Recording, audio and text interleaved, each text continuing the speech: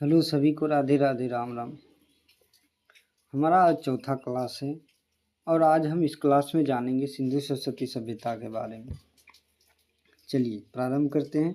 सिंधु सरस्वती सभ्यता, जिसका अर्थ होता है तौर तरीका। क्या होता है? तौर तरीका। इस सभ्यता को हम मिस्र की सभ्यता भी कहते हैं, जो कि नील नदी के किनारे है। इसे मेसोपोटामिया की सभ्यता भी कहते हैं, जो कि दजला व फरात नदी के किनारे है। इसे चीन की सभ्यता भी कहते हैं, जो कि हांगे नदी के किनारे है। हांगे नदी को हम पीली नदी भी कहते हैं। सिंधु सरस्वती सभ्यता का समय था कार्बन 14, कार्बन को हम सी से डिनोट करते हैं, के अनुसार 2300 ईसा पूर्व से लेकर 2500 ईसा पूर्व तक, जबकि एनसीईआरटी के अनुसार किताब में दिया है 2500 ईसा पूर्व से लेकर 1800 ईसा पूर्व तक। जॉन मार्शल के अनुसार इसका समय अवधि था 3250 ईसा पूर्व से लेके 2750 ईसा पूर्व तक, और एर्नेस्ट मेके के अनुसार इसका समय अवधि था 2800 ईसा पूर्व से लेके 2500 ईसा पूर्व तक। सिंधु सरस्वती सभ्यता का सर्वप्रथम जानकारी दिया था 1826 में चार्ल्स मेसन द्वारा। सर्वप्रथम इसकी जानकारी दी गई थी। फिर 1834 में बनेड शाह ने रावरी नदी के किनारे प्राचीन दुर्ग के अवशेष होने की बात कही थी। किसने? बनेड शाह ने। कब? 1834 में। 1853 से लेकर 56 तक कराची से लेकर लाहौर तक रेल मार्ग का निर्माण हो रहा था। यहाँ इंजीनियरिंग बटबंधु था, मतलब दो को था। कौन कौन? जॉन बट तथा विलियम बट। इसी दोनों के नाम पड़ा बटबंधु। यही दोनों इंजीनियरिंग का काम कर रहे थे। 1856 में हड़प्पा का सर्वप्रथम मानचित्र किसने बनाया था? हड़प्पा का मानचित्र सर्वप्रथम कनिंघम ने बनाया था। किसने? कनिंघम ने बनाया था। 1861 भारतीय पुरातत्व विभाग की स्थापना किसने किया था? कनिंघम ने किया था। कनिंघम को भारतीय पुरातत्व विभाग का जनक कहा जाता है। क्या कहा जाता है? जनक कहा जाता है। किसको? कनिंघम को। किसको? भारतीय पुरातत्व विभाग के जनक। नोट में है, नोट मेन पॉइंट है कि कनिंघम ने सिंधु सरस्वती सभ्यता के स्थलों में रुचि नहीं दिखाई, क्योंकि उनकी रुचि पौराणिक स्थलों की खोज एवं खुदाई में थी। किसमें थी? पौराणिक स्थल एवं उसकी खुदाई में थी। पौराणिक स्थल का मतलब था धार्मिक स्थानों को खोजने में कनिंघम की रुचि थी। ठीक। आप जानते हैं जॉन मार्शल और सभ्यता का नामकरण। जॉन मार्शल भारतीय पुरातत्व विभाग के नए निर्देशक बने। जब कनिंघम रिटायर हो गए तब उसके भारतीय पुरातत्व विभाग के नए अध्यक्ष जॉन मार्शल बने। कौन बने? John Marshall. इन्होंने सिंधु सभ्यता की खोजी गई प्रथम स्थल के आधार पर इसका नामकरण हड़प्पा रखा। किसका नामकरण हड़प्पा रखा? सिंधु सरस्वती सभ्यता का नामकरण हड़प्पा रखा। इसका हड़प्पा नाम क्यों रखा गया? क्योंकि सिंधु सरस्वती सभ्यता में खोजा गया सर्वप्रथम पहला स्थल कौन था? हड़प्पा सभ्यता था, इसलिए इसका नाम हड़प्पा रखा गया। 1921 में 1922 में राखलदास बनर्जी ने मोहनजोदड़ो की खोज की थी। फिर 1924 में जॉन मार्शल ने विश्व के सामने भारत में एक नई प्राचीन सभ्यता हड़प्पा सभ्यता मिलने की आधिकारिक घोषणा कर दी थी। क्या कर दी थी? आधिकारिक घोषणा विश्व में कर दिया था। कब? 1924 में। कौन सी सभ्यता मिली थी? हड़प्पा सभ्यता। सिंधु सरस्वती सभ्यता का नाम क्या रखा गया था? हड़प्पा सभ्यता। सभ्यताओं के प्रमुख विशेषताएं जानते हैं। सिंधु सरस्वती सभ्यता यह एक नगरीय सभ्यता था। यह कांस्य युगीन सभ्यता था। कांसा कैसे बनता है? तांबा प्लस जस्ता मिलकर कांसा बनता है। मातृसत्तात्मक सभ्यता था। यह मातृ देवी की बड़ी संख्या में मूर्ति एवं चित्र प्राप्त होने का साक्ष्य मिलता है हमें। यह एकल परिवार सभ्यता था। यह आद्य ऐतिहासिक कालीन सभ्यता थी। यहाँ की लिपि को अभी तक पढ़ने में सफलता नहीं मिला। आद्य ऐतिहासिक, हम पिछले क्लास में आपको पढ़ाए थे कि आद्य ऐतिहासिक काल में हमें लिखित जानकारी का तो प्राप्त हुआ था, लेकिन हमें इसे पढ़ा नहीं गया था। इसकी लिपि थी, यहाँ लिपि है ना, इसकी लिपि थी भावचित्रात्मक, सर्पाकार, गोमूताकार, वेस्टोफेदन लिपि। ठीक, 4 लिपि थी। सिंधु सरस्वती सभ्यता का विस्तार जानते हैं। यह सभ्यता मुख्यतः 3 देशों में फैली है। कौन कौन? अफगानिस्तान, पाकिस्तान और भारत। अफगानिस्तान में ये 2 स्थल है, सोतुगोई और मुंडी ग्राव, सोतुगोई और मुंडी गांव। दूसरा है पाकिस्तान, यहाँ लगभग 500 स्थल है। कितना है? 500 स्थल है। अप्रोक्स देखा जाए तो 500 है, लेकिन पूरा पूछेगा तो 481 स्थल है। इसमें मेन है सिंधु प्रांत, पंजाब प्रांत, उसके बाद बलूचिस्तान प्रांत। ठीक, भारत में देखा जाए तो भारत में लगभग 917 स्थल है। ठीक, अगर लगभग पूछेगा तो लगभग कितना होगा? 1000 हो जाए। इसमें मेन है कश्मीर, पंजाब, हरियाणा, राजस्थान, उत्तर प्रदेश, गुजरात, महाराष्ट्र। ठीक, सभ्यताओं की सीमा एवं आकार। सिंधु सरस्वती सभ्यता, ये देखिए दिशा है,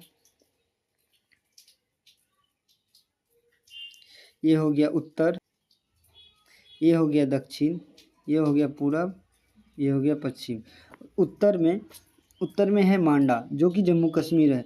किस नदी के किनारे है? चिनाब नदी के किनारे है। किस नदी के? चिनाब नदी। और दक्षिण में क्या है? देमाबाद है, जो कि महाराष्ट्र में है। कौन सी नदी के किनारे पूछेगा तो गोदावरी नदी के किनारे। गोदावरी नदी को हम प्रवरा नदी भी कहते हैं। पूरब में, तो पूरब में है आलमगीरपुर, जो कि यूपी में है। किस नदी के किनारे? तो हिंडन नदी के किनारे है। पश्चिम में पूछेगा तो पश्चिम में है सुतका गेंडोर, जो कि बलूचिस्तान पाकिस्तान में है। यह किस नदी किनारे है? दास नदी किनारे। बलूचिस्तान पाकिस्तान का है? पाकिस्तान में है। यह सिंधु प्रांत का मेन है। इसका विस्तार देखिए, ये है ना विस्तार, लाइन। इसका उत्तर से लेके दक्षिण तक इसका विस्तार था 1400 किलोमीटर। कितना था? 1400 किलोमीटर। जबकि पूरब से पश्चिम तक इसका विस्तार था कितना? 1600 किलोमीटर। कितना था? 1600 किलोमीटर था। ठीक, आप जानते हैं प्रमुख स्थल। सिंधु सरस्वती सभ्यता का खोजा गया पहला स्थल कौन सा था? तो हड़प्पा था। कौन सा था? तो हड़प्पा था। यह स्थान हड़प्पा कहाँ है? तो साहिवाल जिला, पंजाब पाकिस्तान में है। इसका प्राचीन नाम क्या था? मठगुमरी। क्या था? मठगुमरी। किसका? साहिवाल जिला का प्राचीन नाम क्या था? मठगुमरी। किस नदी किनारे है? तो रावरी नदी किनारे है। किस तट पे है? तो बाई तट पे है। खोज किया था किसने? तो 1921 में दयाराम साहनी ने। ठीक है, तो उत्खनन किसने किया था? 1926 में माधव स्वरूप वत्स ने। उसके बाद दूसरा कौन था? तो 1946 में मॉर्टिमन व्हीलर। हड़प्पा सभ्यता से प्राप्त प्रमुख जानकारी। हड़प्पा सभ्यता से हमें क्या क्या जानकारी मिला, आइए उसको देखते हैं। हड़प्पा सभ्यता का नगर 2 स्तरों में बटा था। पश्चिम टीला दुर्ग किला था और पूरब किला बस्ती एवं नहर था। अपवाद में धोलावीरा त्रिस्तरीय था। हड़प्पा 2 स्तरीय था, जबकि अपवाद में एक ही स्थल है ऐसा जो कि वो है धोलावीरा, यह त्रिस्तरीय है। ठीक है, इसके पश्चिम में दुर्ग किला, मतलब बड़ा बड़ा किला होने का प्रमाण मिलता है, और पूरब में हमें बस्ती नगर गांव होने का प्रमाण मिलता है। यहाँ से हमें अन्नागार और श्रमिक आवास भी प्राप्त होते हैं। यहाँ से बिना सिर के पत्थरों से निर्मित पुरुषों के धड़ प्राप्त होते हैं। मतलब पुरुष का धड़ है ना, उसके धड़ सिर गायब है, वहाँ से नीचे का पूरा पार्ट है और सिर गायब है। तांबे को गलाने के लिए 6 भट्टियाँ भी हमें हड़प्पा से प्राप्त हुआ है। कब्रिस्तान हड़प्पा के दक्षिण भाग से प्राप्त हुआ है। हड़प्पा के दक्षिण भाग से हमें कब्रिस्तान प्राप्त हुआ है, जिसे हम HR या R37 नाम दिया गया। किसको? कब्रिस्तान को। किसको नाम दिया गया? तो कब्रिस्तान को इसको स्टार पॉइंट कर दे, स्टार पॉइंट। कब्रिस्तान को R37 नाम दिया गया। यहाँ से हमें संग से निर्मित बैल, गेहूं व जौ के दाने, तांबा की इक्का गाड़ी, सिंगारदान प्राप्त हुए। हड़प्पा से प्राप्त मोहरे में मातृ देवी के गर्भ से पौधे निकलते हुए दिखाया गया है। जैसे कि पृथ्वी, उर्वरा देवी, जैसे कि क्या बोल रहा है देखिए यहाँ फिर से आप पढ़िए। हड़प्पा से प्राप्त मोहरे में मातृ देवी के गर्भ से पौधे निकलते हुए दिखाई दे रहे हैं। मातृ देवी मतलब हमारी धरती माता। दूसरा है मोहनजोदड़ो। कौन है? मोहनजोदड़ो। इसका मोहनजोदड़ो का शाब्दिक अर्थ होता है मोहनजोदड़ो, तोड़ेंगे संधि विच्छेद करेंगे तो इसका शाब्दिक अर्थ होता है मुर्दों का टीला। किसका टीला? मुर्दों का टीला। यह स्थान है लरकाना जी, सिंध पाकिस्तान में। मोहनजोदड़ो कहाँ है? सिंध पाकिस्तान में। किस नदी किनारे है? तो सिंधु नदी किनारे। किस तट पे है? दाईं तट पे है। कि इसका खोज कब किया गया और किसने किया? इसका खोज 1922 में किया और राखलदास बनर्जी ने किया था। मोहनजोदड़ो का अन्य नाम क्या था? सिंधु का नखलिस्तान, सिंधु का बगीचा, रेगिस्तान का बगीचा। ठीक। मोहनजोदड़ो के 7 बार बसने व उजड़ने की जानकारी हमें प्राप्त होती है। मोहनजोदड़ो से प्राप्त जानकारी क्या क्या था? बृहद अन्नागार।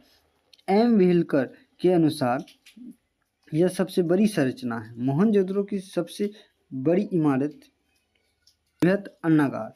स्नानागार। धार्मिक अवसरों पर सामूहिक स्नान के लिए जॉन मार्शल ने इसे तत्कालीन विश्व का सबसे आश्चर्यजनक संरचना कहा। किसे? स्नानागार को। इसकी लंबाई 39 फीट, जबकि चौड़ाई 23 फीट, जबकि गहराई 8 फीट है। यहाँ से हमें पशुपति शिव की मोहरें भी प्राप्त होते हैं। शिव के प्रारंभिक रूप को जॉन मार्शल ने आध्यात्मक शिव कहा। दाढ़ी वाले पत्थर की मूर्ति, जैसे कि योगी बड़े बड़ा दाढ़ी रखता है, संत महात्मा, वहाँ कहाँ से मिला था? मोहनजोदड़ो के मिला था। कांसे से निर्मित मूर्तियाँ, सूती वस्त्र, तांबे के हेयर पिन कहाँ मिला था? मोहनजोदड़ो से। सर्वाधिक कुएं और सर्वाधिक मोहरे हमें कहाँ से मिला था? मोहनजोदड़ो से मिला था। मलेरिया बीमारी की जानकारी हमें कहाँ से मिला था? तो हमें कहाँ से मिला था? तो मोहनजोदड़ो से मिला था।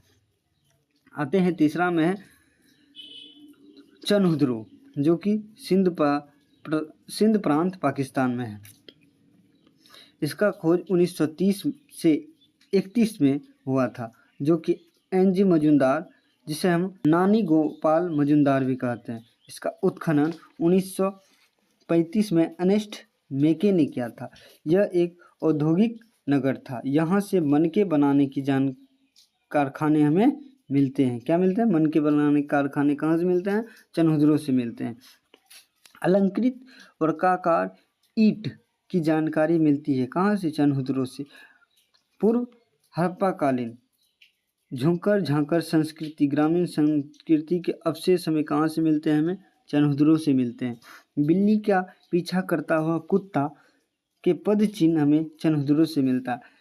स्याही के दवात, लिपस्टिक, श्रृंगार का सामान, हाथी दांत से निर्मित खिलौने कहाँ से मिलता है? चनहुद्रो से।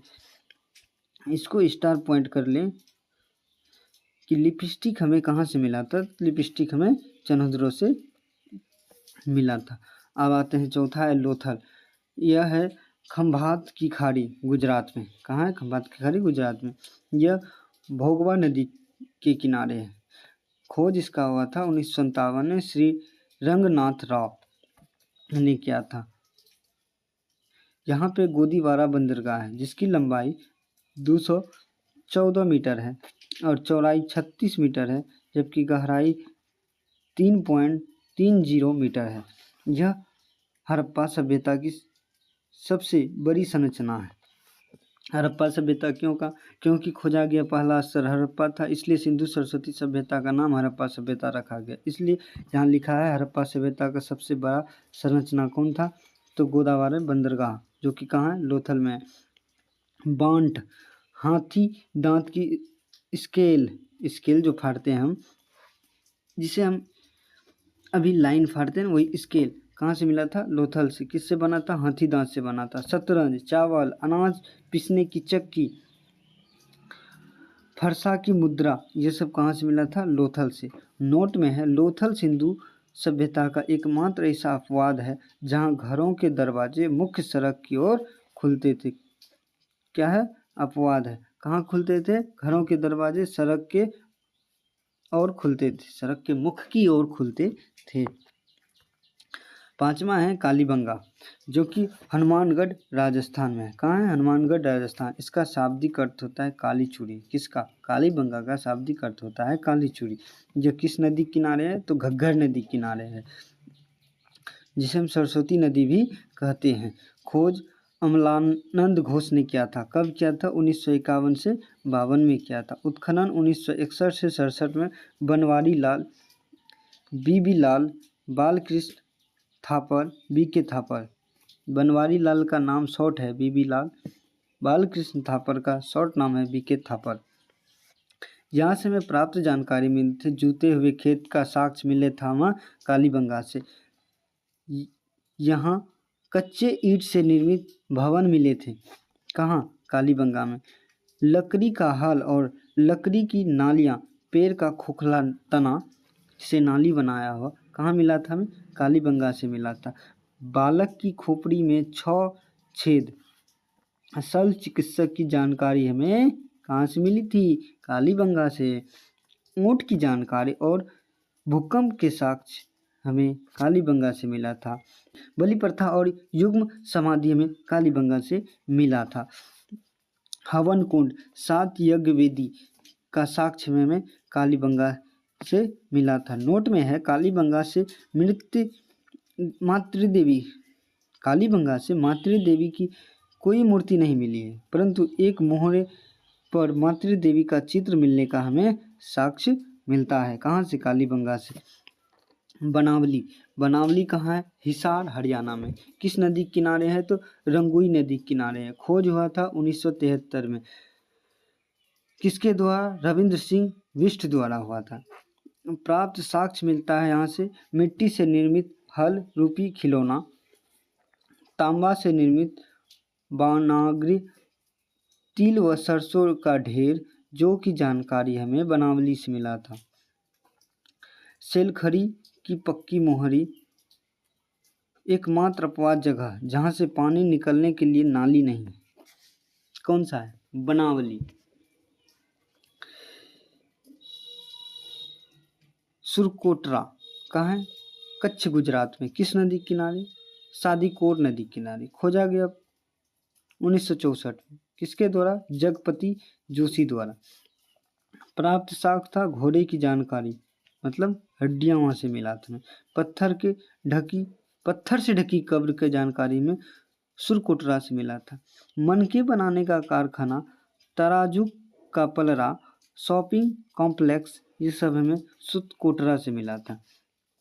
कलश समाधान, अस्थियों को कलश में डालकर दफनाने का साक्ष्य भी हमें कहाँ से मिला था? सुरकोटरा से मिला था। उसके बाद है धोलावीरा, कच्छ गुजरात। नदी लूनी नदी। खोजा 1967 से 68 में। किसके द्वारा? जगपति जोशी द्वारा। अपवाद में था सिंधु सभ्यता का एकमात्र स्थल जो त्रिस्तरीय था। यहाँ से प्राप्त साक्ष्य मिलता हमें बांध, तालाब की जानकारी, उत्कृष्ट जल प्रबंधन, स्टेडियम, खेल का मैदान, सुनामी की जानकारी में धोलावीरा से मिलता है। रूपर, जो कि पंजाब में है। किस नदी किनारे है? तो सतलुज नदी किनारे। खोज कब हुआ? 1950 में। कौन किया? तो बनवारी लाल ने किया था। उत्खनन कब हुआ? तो 1963 से 56 तक। किसने किया था? जगदत्त शर्मा ने किया था। किसने किया था? जगदत्त शर्मा ने किया था। विशेष है यह आज़ादी के बाद भारत में खोजा गया सिंधु सभ्यता का प्रथम स्थल कौन सा था? तो रोपर था। कौन था? और रोपर था। प्राप्त साक्ष्य, रोपर से हमें साक्ष्य क्या मिला था? अंडाकार कब्र मिली थी। मानव के साथ कुत्ते को दफनाने की जानकारी भी हमें मिली थी। तांबे की कुल्हाड़ी भी हमें यहीं से मिली थी। अब आते हैं खाड़ी गड्ढी, जो कि हिसार हरियाणा में। कहाँ है? हिसार हरियाणा में। किस नदी किनारे? घग्गर नदी किनारे, जिसे हम सरस्वती नदी भी कहते हैं। खोज 1969 में सूरज भान व रफीक मुगल ने किया था।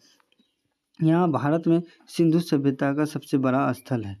यह भारतीय के सिंधु सभ्यता का सबसे बड़ा स्थल है। यहाँ से पूर्व हड़प्पा, पार्क हड़प्पा काल की जानकारी हमें मिलती है। ताबूत की जानकारी, T² आकार की यज्ञ वेदी, लेख रहित मोहरे हमें राखीगढ़ी से मिलता है। रंगपुर जो कि अहमदाबाद गुजरात में है, किस नदी किनारे है? मादर नदी किनारे है। खोजा गया 1931 में, किसके द्वारा? तो माधव स्वरूप वत्स के द्वारा इसको खोजा गया। प्राप्त साक्ष्य मिलता है चावल धान की खेती की जानकारी में रंगपुर से मिलती है। यहाँ से ना तो मातृ देवी की कोई मूर्ति मिली है और ना ही मोहरों पर मातृ देवी का चित्र मिला है। सिंधु सभ्यता के नगरों की विशेषता, हम मेन स्थलों को पढ़ चुके हैं। हमारे ख्याल से कोई स्थल अब नहीं छूटा है, उसकी सभ्यता को हम अब देख लेते हैं। तो मोहरे क्या होता है? मोहरे होता है स्टाम्प या सील, वस्तुओं को सुरक्षित पहुंचाने हेतु उपयोग किया जाता है। जैसे कि कोई किताब या कॉपी लेते हैं, उसके ऊपर किसी चीज़ का मोहर रहता है, वो बताता है कि ये किस कंपनी का लोगो है, लोगों को बताता है। सड़कें, सिंधु सरस्वती सभ्यता के सड़कें सीधी व पक्की व एक दूसरे को समकोण पर काटती थी। समकोण मतलब 90 डिग्री, ठीक। सड़कों की चौड़ाई होती थी 1.8 मीटर, जो कि सबसे छोटा होता था। 3.6 मीटर, 4.5 मीटर, 7.2 मीटर, 9 मीटर सबसे बड़ी राजमार्ग थी। सिंधु सभ्यता के नगरों की विशेषता, सिंधु सरस्वती सभ्यता के नगरों की विशेषता, इसको काट देना है, ये कुछ नहीं है। यहाँ के नगर विभाजन, नगर 2 स्तरों में विभाजित थे। अपवाद में धोलावीरा जो है एक ही था, एक अपवाद जो कि धोलावीरा था वो त्रिस्तरीय था, बाकी सब नगर जो है तो वो 2 स्तरीय में था। यहाँ के जल निकासी के लिए गंदे पानी को निकासी हेतु पक्की नाली थी, जो कि अपवाद में एक बनावली में हमें नाली नहीं मिली था। त्रिस्तरीय में एगो धोलावीरा था और नाली में देखा जाए तो बनावली एगो था जहाँ से हमें नाली नहीं मिला था। मकान पक्की ईंटों से निर्मित होते थे। अपवाद में एक कालीबंगा के मकानों में कच्ची ईंटों का उपयोग हुआ था। मकानों के मुख्य दरवाजे और खिड़कियां मुख्य सड़क की ओर नहीं खुलते थे, लेकिन अपवाद में एक लोथल के मकान के दरवाजे मुख्य सड़क की ओर खुलते थे। यहाँ के ईंटों का आकार एवं का अनुपात होता था, लंबाई होता था 4, चौड़ाई होता था 2, जबकि ऊंचाई होता था 1। हमें कमेंट बॉक्स में बताएं। आज हम आपका सिंधु सरस्वती सभ्यता को पूरा ख़त्म कर चुके हैं। धन्यवाद।